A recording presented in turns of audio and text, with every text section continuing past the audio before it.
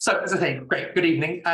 And we're talking today about revision skills. I know that you're year 10 parents, but GCSEs are alarmingly not very far away, and will come about faster than you'll believe possible.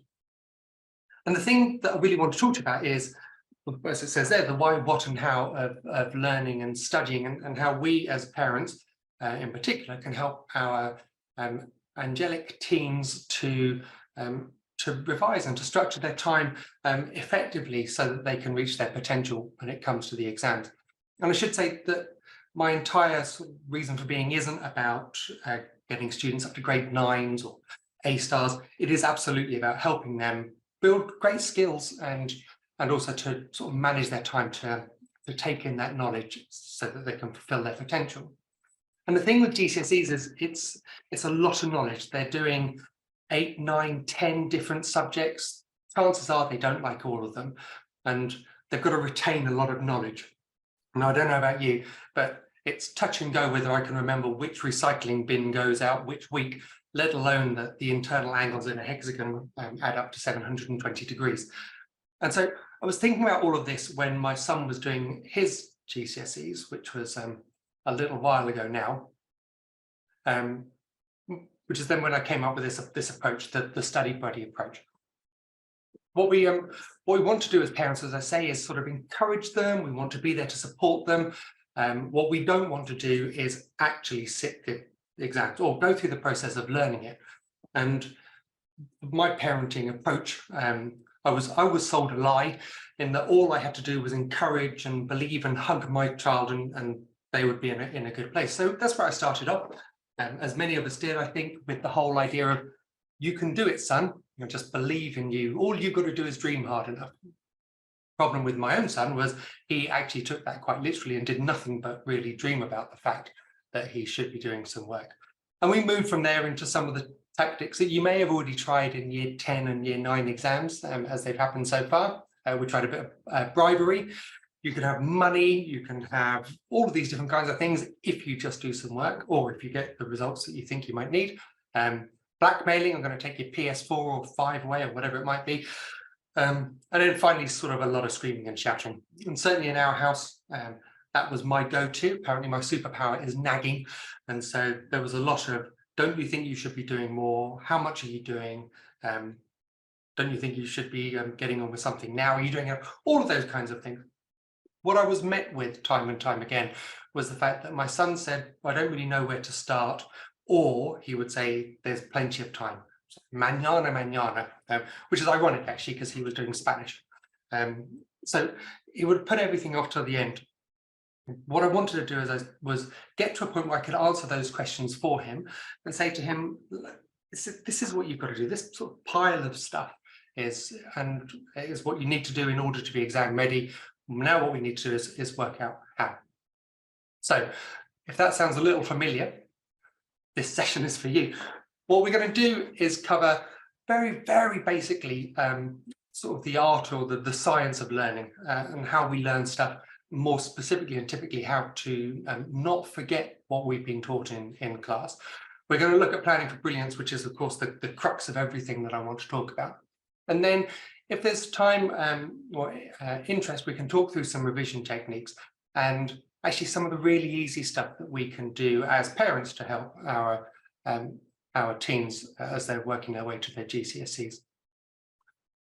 What I do is I, as I say, focus on the time management, the organisation, and those study skills. I'm not about content. I'm a firm believer that schools are the right place for teaching content. They know how to go about this. They structure, they scaffold, they do all kinds of other really brilliant things. What we want to do is help our children, to encourage them so that they can consolidate that learning at home. By doing that, they give themselves the best chance of getting the best grades that they can. So they're in school, they're learning lots, they come home, well, how was your day like? Yeah, it was fine. Was typically the kind of example of a conversation I'd have with my little angels on the way back from school. But all of this stuff is happening and we worry that it's not going in. So let's talk very briefly about how learning happens. We start off with this sensory input here.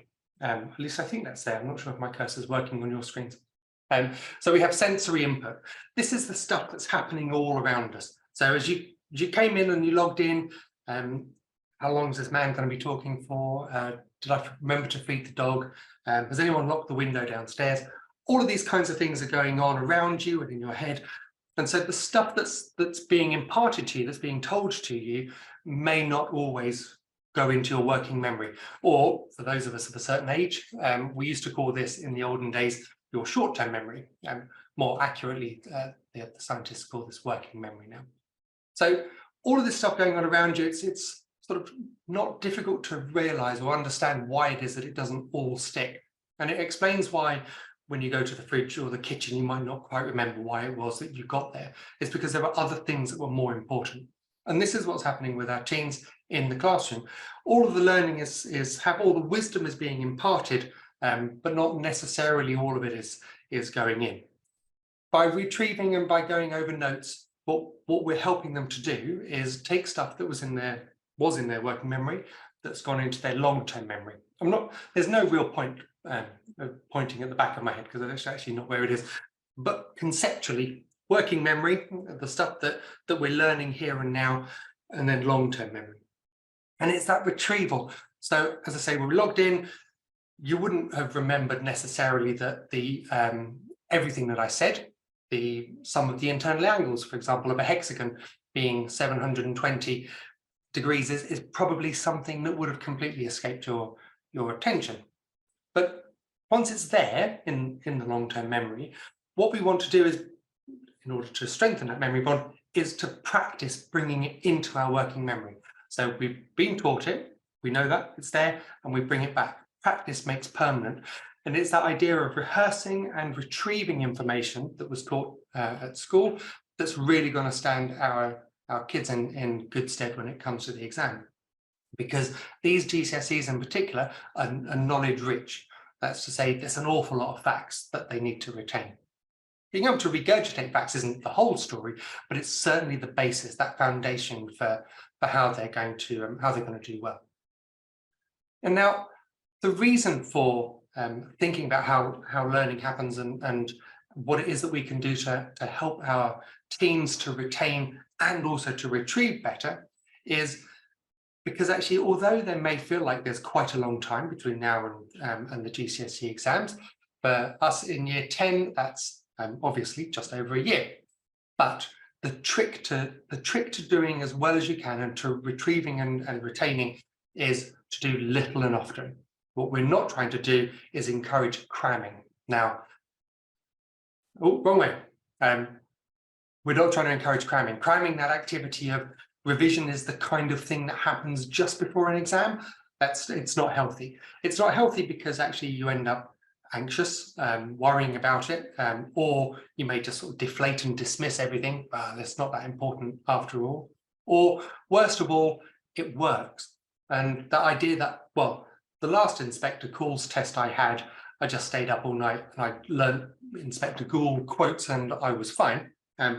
Gives you a false sense of security, a false sense of hope of what it is that you can do.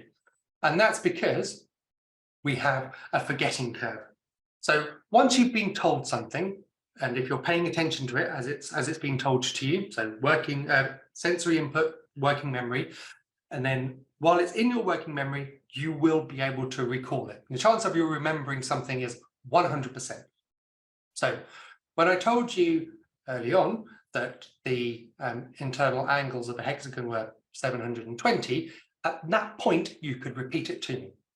But what we know happens is that over time, the chance of you remembering that completely random and useless piece of information, over time, the chance of you remembering that is going to decrease. That is to say, you are much more likely to forget it over time.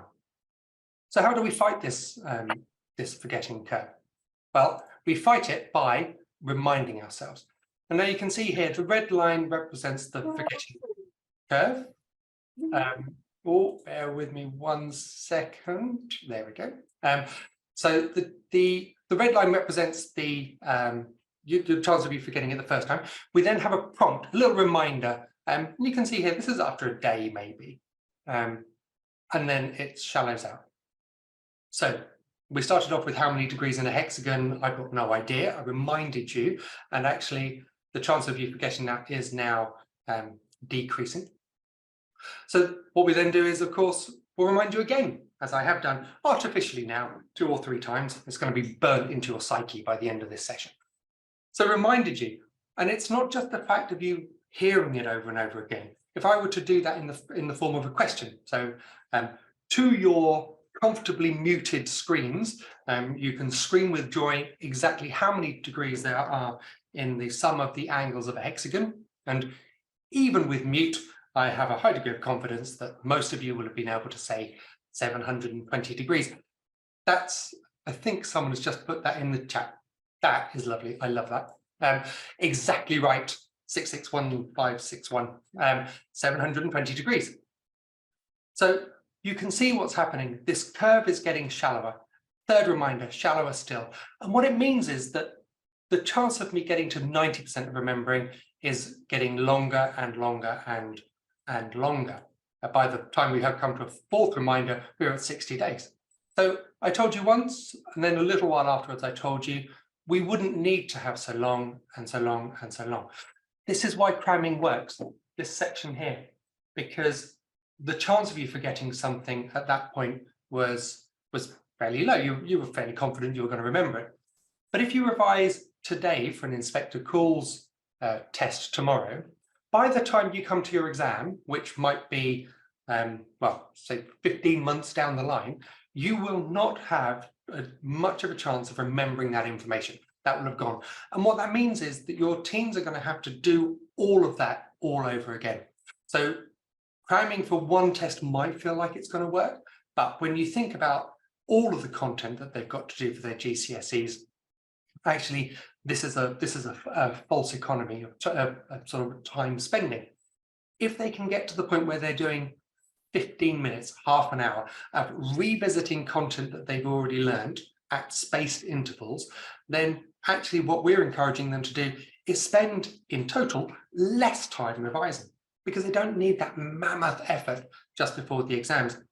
And this is the point to sell to our teams. Actually, really, we're encouraging them to be a little bit lazier than they would be if they didn't have a good, robust plan. So, convinced as we are now that what we want to do is to revise and to plan, let's have a look at some of the ways in which we will go about breaking down those barriers and getting to a great revision plan. So, the first thing that we need to do is to be prepared. There's loads of ways in which we can do that. But the key point here is to think about barriers. What are the things that get in the way of our teams doing the work? And it might be anything. It might be, oh, do you know, my notes are not in the right order. I need to sharpen pencils. I can't possibly do anything unless I've got a rainbow array of pastel highlighter pens. Whatever it is that it might be, think about what those barriers are, those hurdles and obstacles, and get them out of the way. Sort out mood lighting, work out what playlists they want to work to, sort out the rules of engagement, the things like where they're going to study, the fact that they shouldn't really have their mobile phone anywhere near them if they're trying to concentrate on their study, and we can talk about that at the end if there's interest. All of these kinds of things. Once you've got that, you've sort of got no reason not to. And it's at this point that you can feel that the excitement is broadly palpable as we start to think about, we've got our groundwork done, so how do we actually go about planning? As I said, for many of our students, our teens and our children, they're going to have an awful lot of work to do. They've got, and I don't mean that in a sort of an anxiety-inducing way. I just mean they've got 8 or 9 subjects, perhaps. Within those subjects, they'll have lots of different topics, and it can feel like there's an awful lot. And it can be bewildering as well. If you're thinking, I just need to study geography, geography is a behemoth. It's an elephant. It's huge, and it can be really daunting. So how do we go about breaking that down? How do we go about tackling that? And there's a fantastic African proverb, how do you eat the elephant? The answer of course, is one bite at a time. And that's what we do. We look to break things down. We want to make sure that our teens have really got sight of what it is that needs to be done. It feels less daunting when you see things as sort of a to-do list or a checkbox or that kind of thing. And it can feel like you're in control, and control is absolutely key. Now, you've got this, and I mean that in a very, very literal sense, because the school have worked with us to provide this jotter set for every pupil in year 10. So although what I'm going to do is talk to you about a different system, I'm going to show you on a whiteboard, actually the idea is exactly the same. What we've got here are a breakdown of every individual student's courses, whether that's GCSEs or level 1 and 2 BTECs or technical awards. Those stickers represent that complete compendium of tasks and topics and units, and the jotter pad. And the jotter pad is how they schedule the time. Because what I wanted to do when I was working with my son to sort of get over this was not just about getting him to exams for GCSEs, but actually how I could help him to manage time beyond those. And so he would become much more self-sufficient when he came to do T levels or work through college for his apprenticeship or A levels or whatever else it is that your own offspring have their hearts set on. So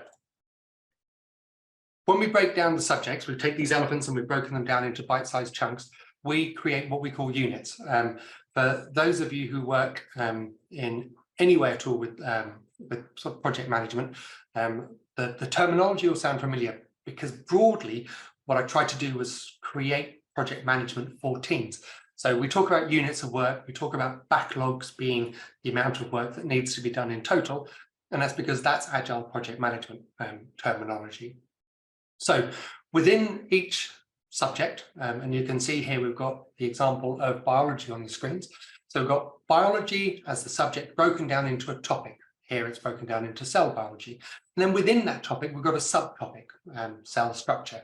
And you can see there on the slide, you've got cell division, transport in cells, classification of organisms, and so on and so on. So there'll be 3, 4, 5 pages of these stickers covering all of the notes. And that's to help them, it's a kickstart. What do I need to do? I don't know where to start. This is where you start. And it doesn't matter that you necessarily pick cell structure to start as opposed to one of the other ones in the corner there, understanding genetics. If you've been taught it in school, if they've already had that lesson, then this is just a great way of getting it down and doing some work. So we've already done that hard thinking already. That backlog has been created. Overcoming procrastination, which is the key for the vast majority of our teens, but also at the other end of the spectrum, those students who might be feeling anxious, who might have perfectionist tendencies, overzealous and working long hours and working too hard. Again, this is a way of sort of reassurance that actually you've got this, you've got control, you've covered a lot of this content already, you can do this. And as parents, it's a great way of actually having a logical conversation rather than the emotional, don't you think you should be doing more? Or conversely, I think you're doing too much. So that's our breakdown. The breakdown's subjects, topics, and then units of work that sit within that. So having got that, I know what it is that I need to do, a master to-do list, if you like, in the form of this backlog in stickers and labels, without need to manage time. Now, our teens have sometimes a dubious relationship with time. Certainly mine did. My son was convinced there was always going to be time, right up until the moment that he realized that there wasn't. And so we want to sort of get away from that, because that road leads to anxiety and worry and stress, or, as I say, in some cases, the sort of fallacy, well, I didn't actually try, so I didn't really do badly. It doesn't reflect on me if I didn't put in my best. So we want to equip them as best we can to manage time. So I'm going to come off of sharing in what is going to seem unnecessarily dramatic while I talk you through the 3 steps that we advocate as we manage time. Here we have the whiteboard. The whiteboard was the original design that I came up with and created the desk-based paper versions as a way of reaching sort of helping as many more students as I can, and then ideal for schools. So you can see the premise is exactly the same. We've got units, and here the units are exactly the same. They just happen to be on magnets, so that I can so that we can move them around. But if that's focusing, I'm not sure. Not much of a hand model. You've got your subject, your topic, and then your unit of work. You've got them on labels, so you can see exactly what needs to be done. But also what we have here is that I put them up on this side of the board so that you can see it's very visible. Initially, it could feel a bit overwhelming. Oh my word, I've got so much to do. But in actual fact, the first step to having control is to knowing what it is that needs to be done. So we're managing our time. The first thing that we need to do when we're managing our time is to block out our commitments. These are the things that we can't get out of. Now, for our students, that is going to be predictably school. So I'm going to, not particularly artistically, simply block out the school day. There are other things that our teams are going to be committed to, and that might be an after school games match, for example. So I'm going to put an F in there for football. They may have a Saturday job, so we'll put in take out a couple of hours there on a Saturday. Dentist appointments, all of these kinds of things. They're the things that they're committed to that they can't get out of it. You'll notice actually that as we talk about this, it won't give you a sense of a eureka moment. There's nothing in here that I'm telling you that you probably wouldn't feel like you already know. The thing is that actually it's just not the way we conceptualize time, and it's what we do when we're thinking about it. Can I do this thing at the weekend? No, because I've got something else planned. But that's really what we're trying to do, is help our teams to think about that concept of time. So the first thing was we blocked out our commitments. Now the second step is then to block out any social activities. And it's really important that the second step is social, and it's important for two very good reasons. And the first reason is because actually life isn't all about study and work, and it is about living, and we want to make sure that their mental well-being is well catered for, and that they are taking breaks. This isn't the be-all and end-all. The other reason it's important is because we want to gear this entire process up for success, and we want our teams to realize that this is a process for them, not against them. And so them factoring in what they want to spend their time on, time with friends, me time or downtime, is a really essential way of securing that buy-in, if you like. So in terms of what kinds of things might constitute social activity, I'm going to go straight in for the God-given right to a lie-in on the weekend morning. There are other things. It might be that my mates always get together after school on a Monday to do something. We'll factor that time in. Joe's having a party. So Joe's having a party, I'm going. And although I've got lots of soft lighting going on with a Zoom call, you wouldn't have escaped your notice that I'm going to need plenty of time to do my hair and makeup. So we've blocked out our commitments. We've then made time for the social time, for the me time and downtime, as I say, which now means actually these blank spaces on the board are fair game for some study. It's not a challenge. We don't want to fill every single one of those up. But what we do want to do is start introducing some work. And by doing that, we can do that safe in the knowledge that actually we're not giving up life. It's not getting in the way of what it is that I want to do. But we are starting to feature it as part of a deliberate plan ahead.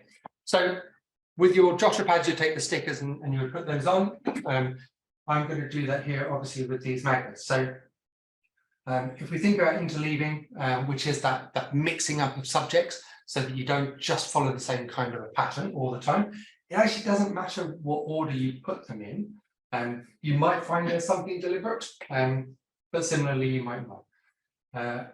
On here, I don't know if you'll notice this, if the quality is any good, but each of these is a different color. And it's the same with your with the stickers that you'll get.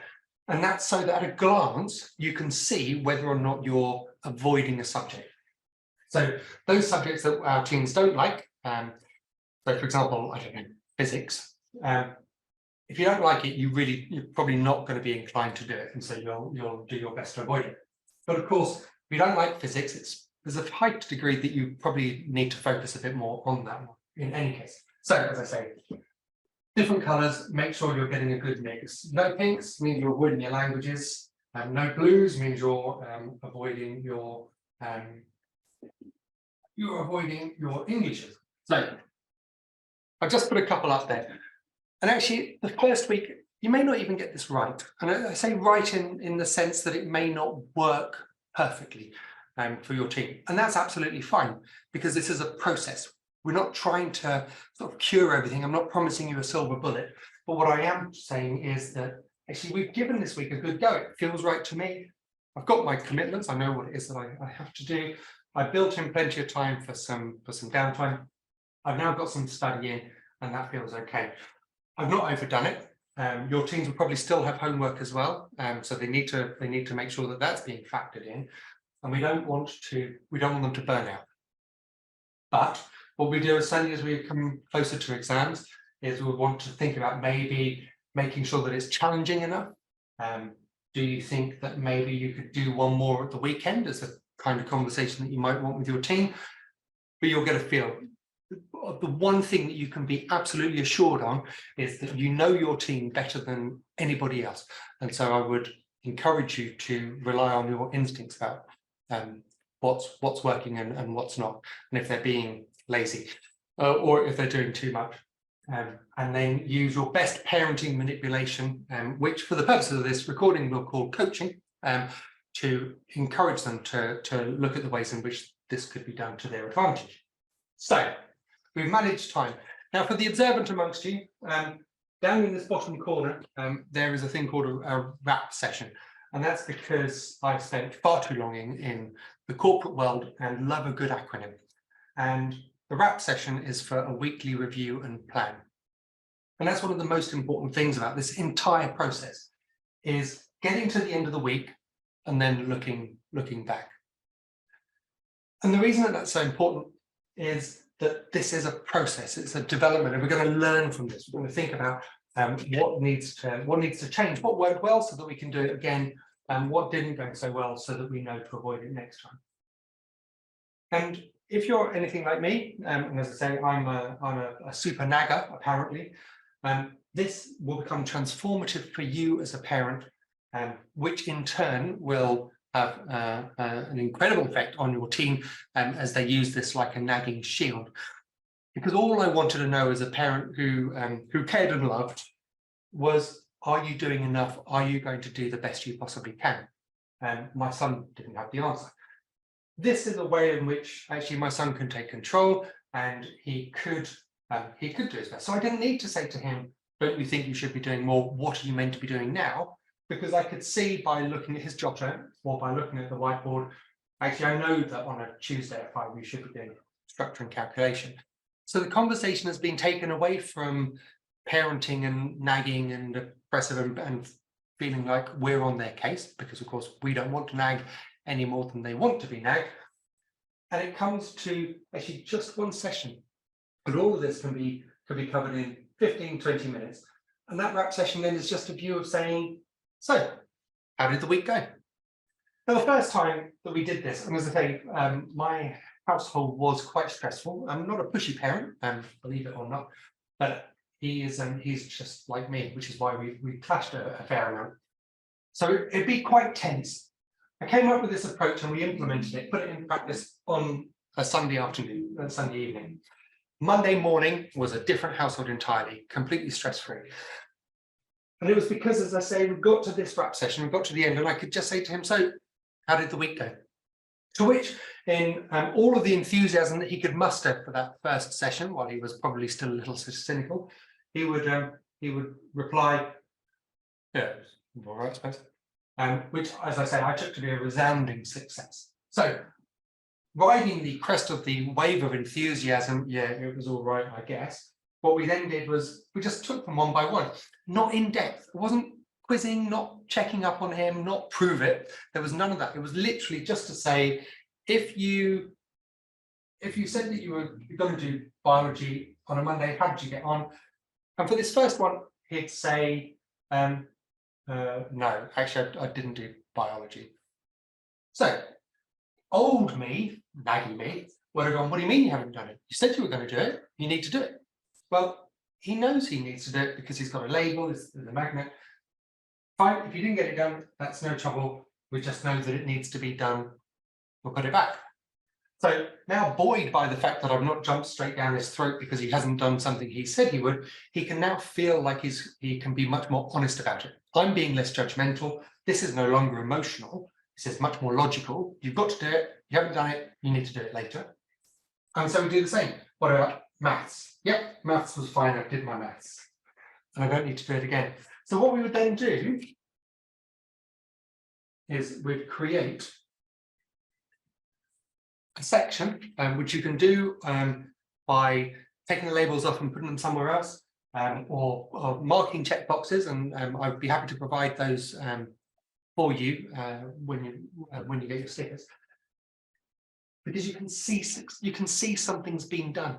For those of us who were in the world of work before email was a big thing, this is very much like having that in tray that was like really high. You work your way through and then your out tray becomes high. That's that feeling of I've done a good day's work. And we're reframing success. There aren't very many of our teams who are going to be in the fortunate position of knowing that in the future they want to be an accountant or a lion tamer or whatever else it is that they might have their heart set on. Those kinds of career aspirations aren't something that many of our teams are going to be blessed with. And that can make it difficult. If you're not motivated to do this, how do you get on with the process? Well, the answer is we reframe success. Success isn't a gazillion years into the future. Success is now the end of the week. And that is what success starts to look and feel like. Now, teams like that. They like success. So we can start to see that more. How did you go on? Yep, absolutely. Physics, yep, did that as well. Themes, yep, we did some of that. These are obviously here simply for example purposes. So this one here, computer programming project, yeah, that was fine, I did some of that. And what about biology? No, not so much. So biology goes back. That was it, that was easy. We've reviewed the week, we saw how it went. Now, there are a couple of things that we need to pick up on, and there was a session here, biology, that we didn't do on a Monday, and coincidentally perhaps there was a session on the Sunday that we didn't get to do either. Now, as part of the reviewing process, I want to know, is that repeatable? I want to know, is there an underlying problem that we need to work through? And it might be that here, for example, well, no, actually the problem was that this ran on. Whatever this was with the friends that we were doing, it ran on. It won't happen again. That's fine. Okay, we know that that's fine. If we had a session here, the physics one wasn't as successful as I might have liked, we could find out that actually it's because of the football match that was coming up. And though there was no time after school, I'm exhausted, I've had games, I've then got to get to football. By the time I toasted half a loaf of bread, there was just no time to do the study that I planned.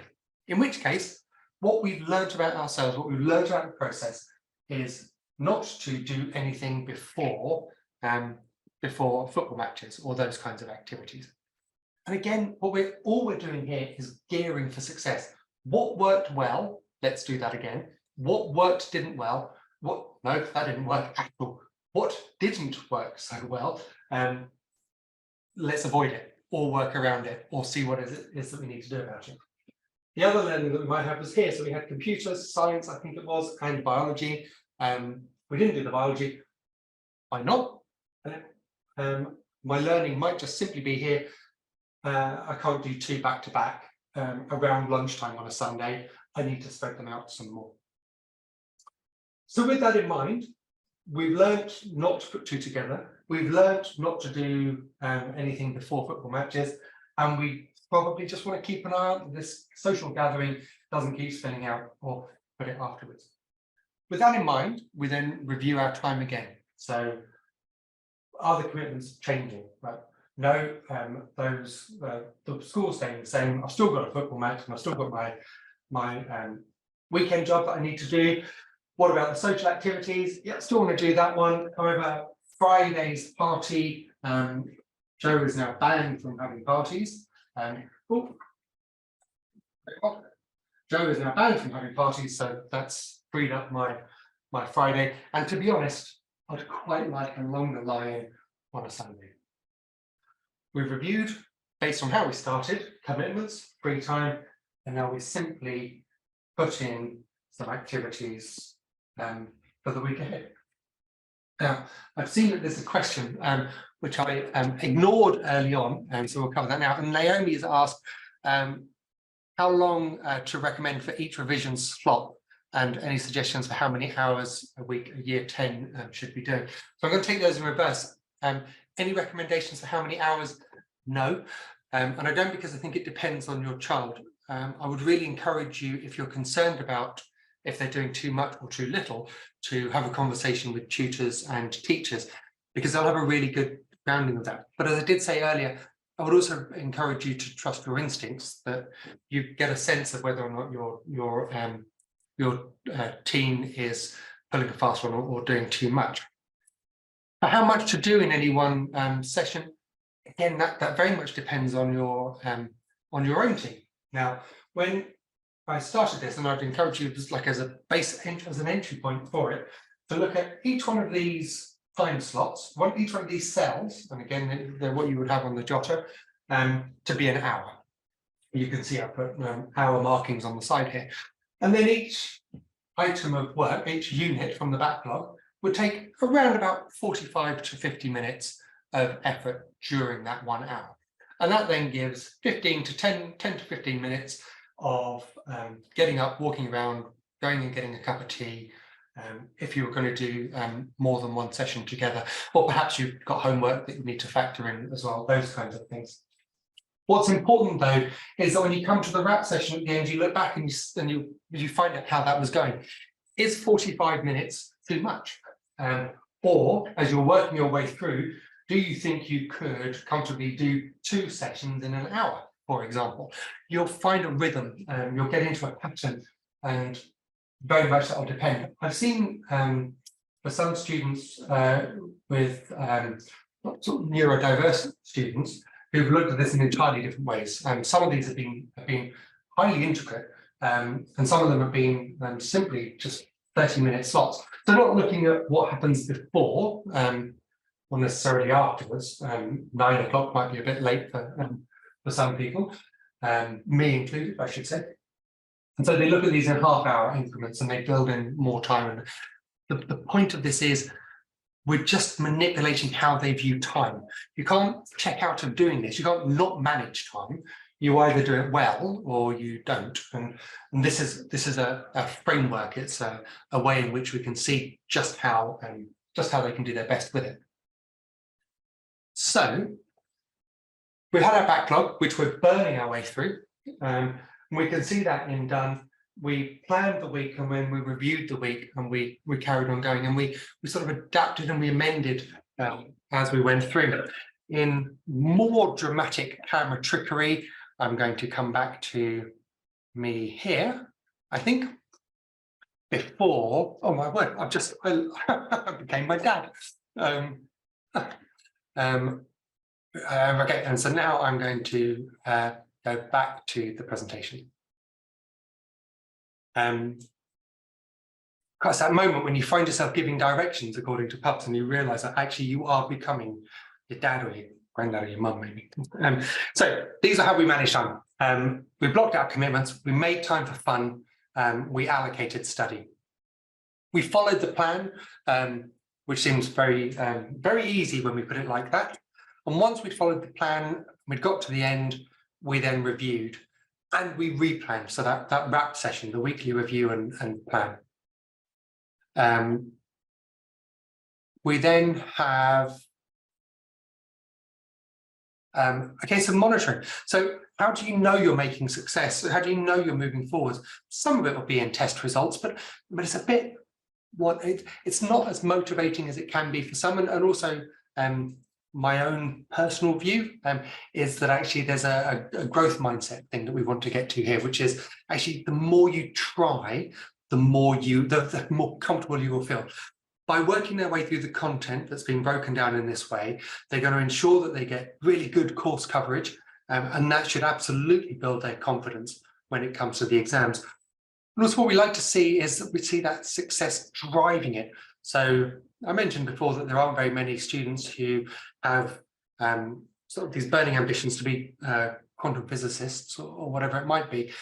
But actually, in the absence of motivation like that sort of extrinsic driver, just this weekly progress, a routine and a discipline can really help to break that down.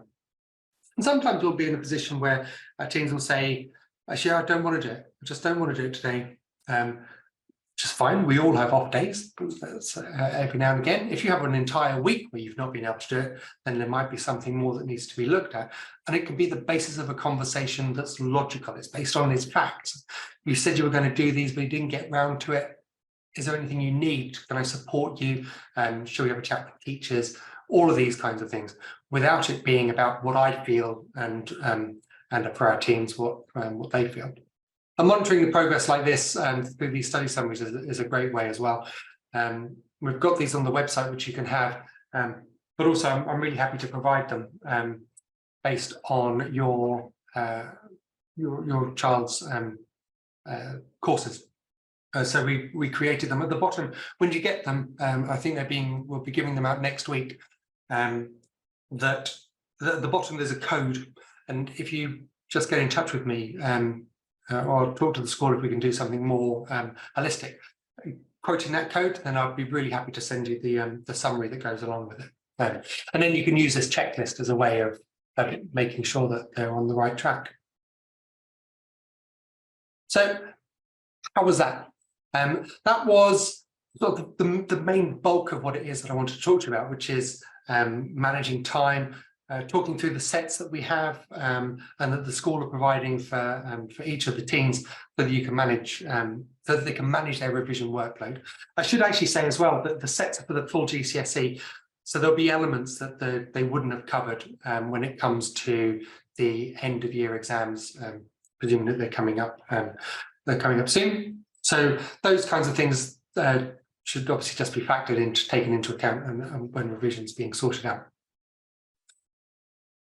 So if there are any questions, actually, feel free to fire them through the chat. So there's something in the, I've been sent a message saying, I thought we all did that, but I'm afraid I don't really understand the context. So if you're able to explain that, then that'd be great. Oh, I see. I beg your pardon. Sorry, yes, we all do that, become our parents. Absolutely. We do. Alarmingly, I'm trying to avoid it. Although I suppose it could have been worse. That's a story for another time. We can do that in person over a coffee.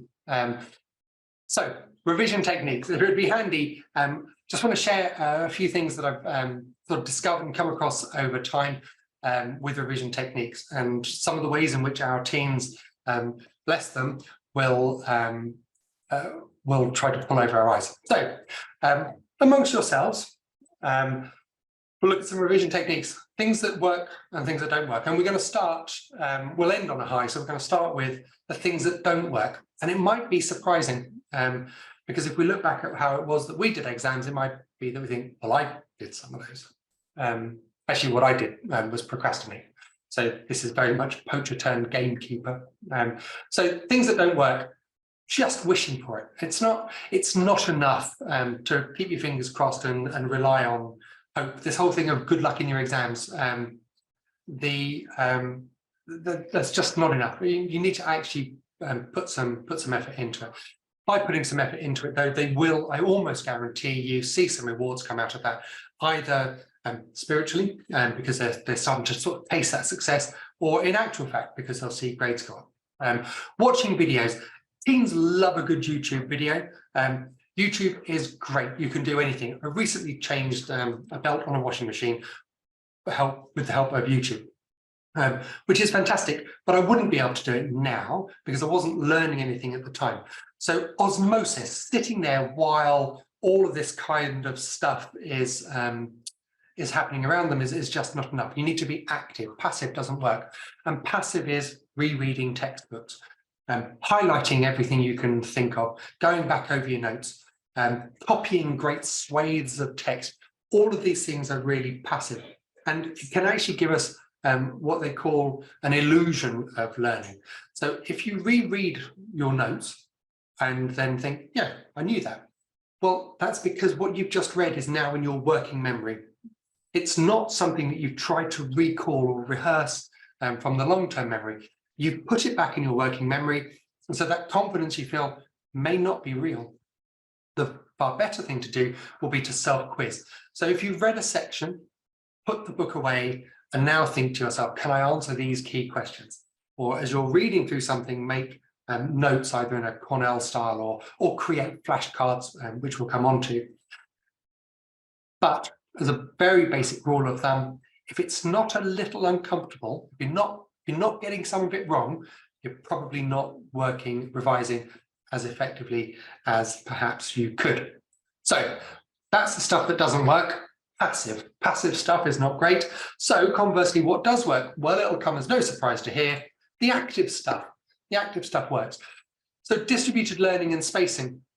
This is about where we take stuff that we learned a little while ago and we come back to it. So you will remember, I hope, if not, the irony will be overwhelming, the forgetting curve.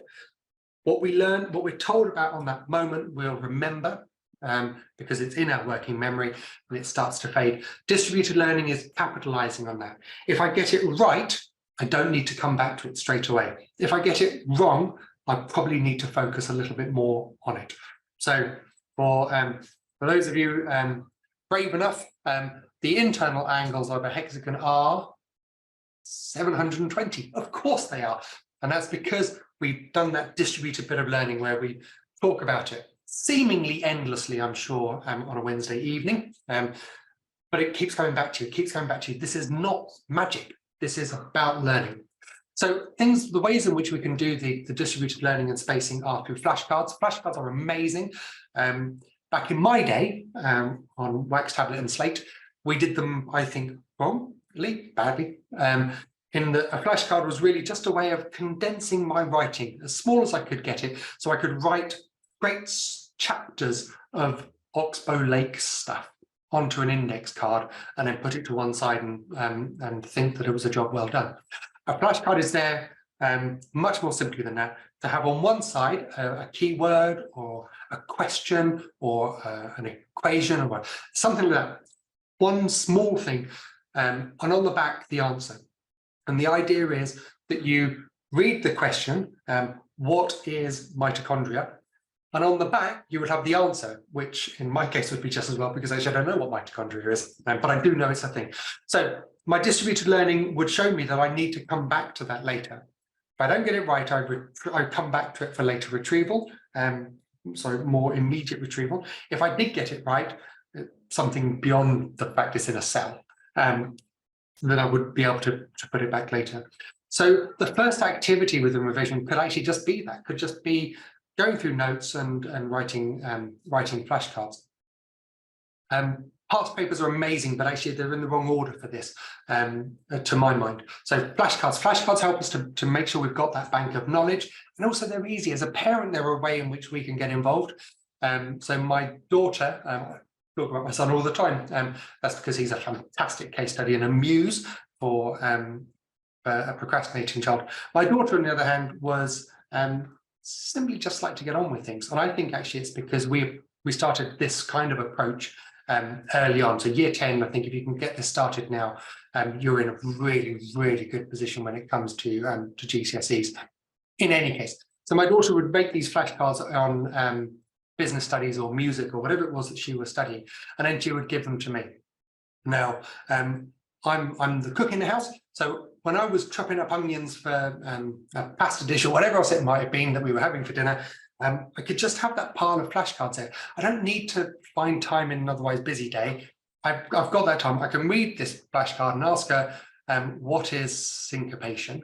and then she can answer. And this works because we're filling time. It works because I'm feeling like I'm involved, which is a big tick in my own parenting box. But also my daughter loves it because she gets to show that she knows stuff that I don't know. And my kids in particular love belittling their parents as often as they possibly can. So all round, that was a win-win situation and doesn't take up bags of time. So flashcards, word diagrams are another one, linking information, blurting, where you just literally take the stuff out of your head and pop it down on a bit of paper. Scraps of paper. This doesn't need to be stuff that's kept. So on a piece of paper, everything you can think about the League of Nations, if you're doing that as part of your history GCSE, and just get it down there on a piece of that scrap of paper and check back over your notes. What did I miss? What did I get wrong? All of that helps to make sure that we're focusing on those areas that we need to. So flashcards build up our base. Word diagrams, mind maps, and even blurting can help link disparate bits of information. So I might have a word diagram that has the witches on one side and Macbeth on the other, and I've got to try and think of as many things that connect them as possible. That's now linking disparate bits of knowledge. My knowledge is there. I'm connecting it through word diagrams. And then finally, the final piece of that jigsaw puzzle is how do you apply that in the exam? And this is what teachers will absolutely focus on as part of their lessons, and it will become a much more prevalent, much more obvious as they get to the exams, I'm sure, about the exam technique. It's not enough to understand that in order to do well in my English, I need to have spag or pedal or the other. I did promise you I'm not about content. I'm not a teacher. It's not enough just to know that if you don't know the information at the beginning. Similarly, you're not going to get the best marks that you possibly could if you know the information, but you're not quite sure what to do with it or to apply to it. So this becomes virtuous. But also we've got time. You've got time in which you can do this. And finally, actually, one of the best things that can be done to really help cement knowledge, maybe when our children get to the end of a topic, if you're able to, if you've got the time to do it, is for them to actually explain it to us. So I don't know anything about Elizabethan England. Tell me about this thing. And so for our children to have to think about that, what do I need to tell them? What's the important bits? What aren't the important bits? Really, really helps them, because if you can teach someone else how to do the maths, for example, then actually you're doing it really, really well. Sorry, that was a bit of a stream of consciousness over various exam techniques and revision techniques.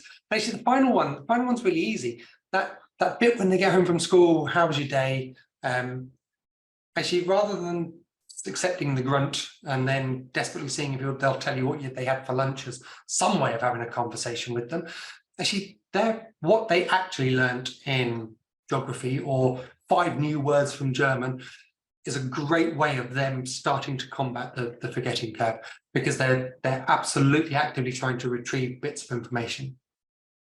So that is broadly the end. So as a recap, the things that we've covered. So we know about how memory works, we know why cramming works, and therefore why we shouldn't be encouraging it amongst our teens, and that waiting for the exam isn't a winning strategy. We got the essence of a good plan. You know that you're already going to get those bite-sized chunks from the school, and then helping our teens to think about time and sort of conceptually as things they've got to do, things that they want to do, and then how they can fit some study in between that is great. And finally, we've just found out that all revision techniques are not created equal. So really thinking about what's working and making those as active as you possibly can. So I think that is it by way of the presentation. I have got some other slides here that just look at flashcards and word diagrams and bits and pieces like that. For those who want, I can send these slides, and I'm really, really always genuinely happy to help. As parents, we're in this together. So do get in touch. Anything that I can do to help, I'm very happy to.